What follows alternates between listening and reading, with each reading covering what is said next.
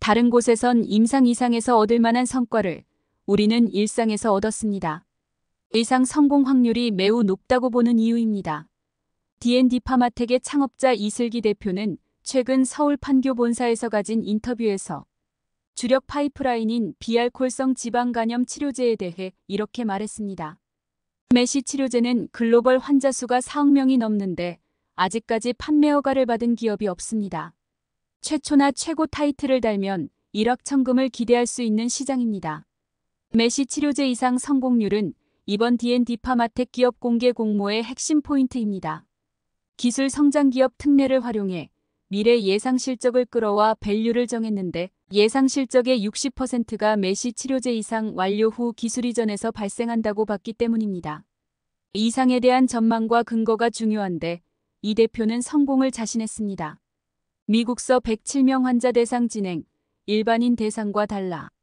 D&D 파마텍 밸류는 공모가 희망밴드 기준 2,295억에서 2,712억 원입니다. 적자가 한동안 지속되지만 2026년부터는 흑자를 달성할 것이라 가정에 산출한 금액입니다. 지난해 잠정 매출은 184억 원이지만 2026년엔 600억 원으로 커질 것으로 봤습니다. 같은 기간 영업이익은 160억 원 적자에서 336억 원 흑자로 돌아섭니다. 2026년 추정 매출의 62%가 메시 치료제인 DD01에서 발생할 것이라는 추정에서 나온 계산입니다. DD01 성공 여부가 중장기 주가를 가른다고 볼 수 있습니다. 메시는 음주력이 없음에도 알코올성 간장애와 비슷하게 중성지방이 간에 과도하게 축적되는 질환입니다. 심하면 간경화나 간암으로 발전해 사망할 수도 있습니다. 치료제는 없지만 환자 수로 보면 시장 규모가 2026년 33조 원에 달할 것이란 전망이 나옵니다. 신약 개발은 선도물질 개발 전 임상동물 실험, 임상1상, 임상2상, 임상3상 신약 허가 신청 순으로 진행됩니다. 바이오텍은 특정 단계에서 기술 이전을 해 수익 창출을 합니다. DD01은 2022년 말 미국에서 일상을 마치고 2023년 초 톱라인을 발표했습니다. 2020년 말에 미국 식품의약국으로부터 일상 임상시험 계획 승인을 받은 지 2년 만입니다. 더불어 올해 하반기에 임상 이상에 착수해 2년 뒤인 2025년 하반기에 완료, 2026년 중 기술 이전을 한다는 계획을 갖고 있습니다. 이 대표가 자신감을 보이는 이유는 일상 결과에 있습니다. 메시 치료제는 부작용 없이 간지방을 제거하는 안정성과 투약주기 등 효율성이 승패를 가릅니다. 이 대표는 일반인이 아닌 환자를 대상으로 일상에서 우수한 결과를 얻은 것이 핵심이라고 지목했습니다. 이 대표는 보통 일상은 약물의 안정성을 확보하는 것이 첫 번째 목표고 대상군을 확장하는 이상을 위해 복용량을 결정하는 것이 두 번째 목표라며 이에 일반적으로는 일상에선 건강한 성인 남녀를 대상으로 진행하고 이상부터 환자 테스트를 하게 된다고 말했습니다. 이어 그런데 우리는 미국 FDA와 협의해 일상부터 DD01을 메시 환자 107명에게 적용했고 성공적으로 지방간 감소 결과를 얻었다며 다른 쪽에선 초기 임상 이상이라고 보는 결과를 우리는 일상에서 달성했기 때문에 앞으로 진행할 이상 성공 확률을 매우 높게 보는 것이라고 덧붙였습니다.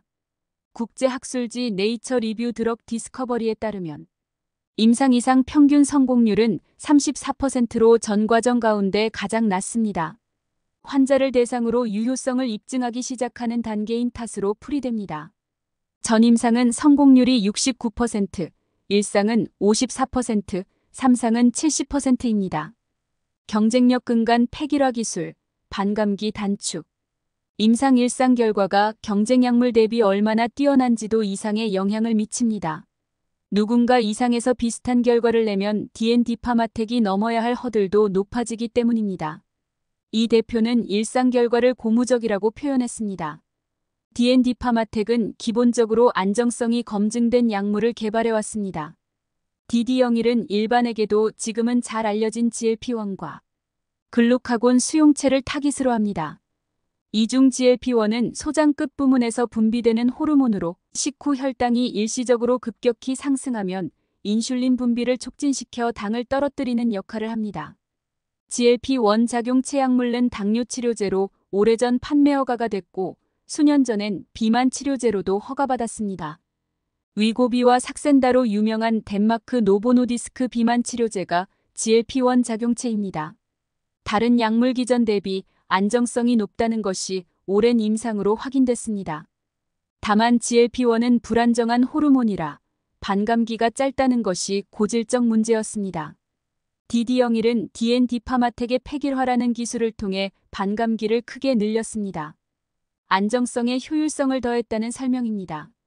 이 대표는 임상 일상에서 4주라는 짧은 기간에도 불구하고 반감기가 길어 환자 지방간이 평균 51% 줄어드는 효과를 확인했다며, 특히 고용량 투여군에서는 환자 전부가 지방간 감소율이 30% 이상 줄었는데 임상학적으로 굉장히 의미가 큰 고무적 결과라고 말했습니다.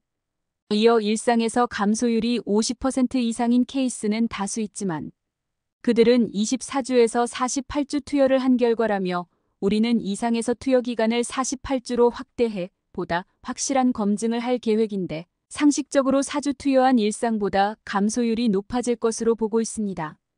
훨씬 좋은 결과를 기대한다고 덧붙였습니다. 임상 이상 기간 2년, 일상이 오래 걸려. 일각에선 D&D 파마텍이 설정한 이상 기간이 다소 공격적인 것으로 보고 있습니다. 통계치에 근거합니다. 한국바이오협회가 2011년에서 2020년 동안 신약 개발 사례 6,151건의 평균 소요기간을 집계했는데 일상이 2.3년, 이상이 3.6년으로 이상이 더 길었습니다.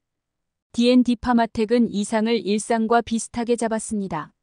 더불어 기술 이전 시점이 이상 완료 직후인 2026년인 것에 대해서도 현실성 여부를 따져봐야 한다고 봅니다. 결과적으로 청사진보다 늦어질 가능성이 있기 때문에 밸류를 그만큼 할인해야 한다는 주장이 나오고 있습니다. 이 대표는 이상 방식이 일상보다 간소화되기 때문에 무리 없는 일정이라고 반론했습니다.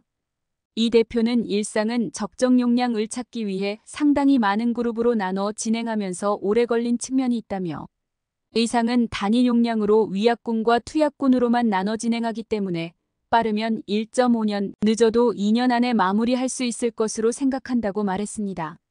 기술 이전에 대해서도 이상 진행 중에 결정될 가능성이 높다고 설명했습니다.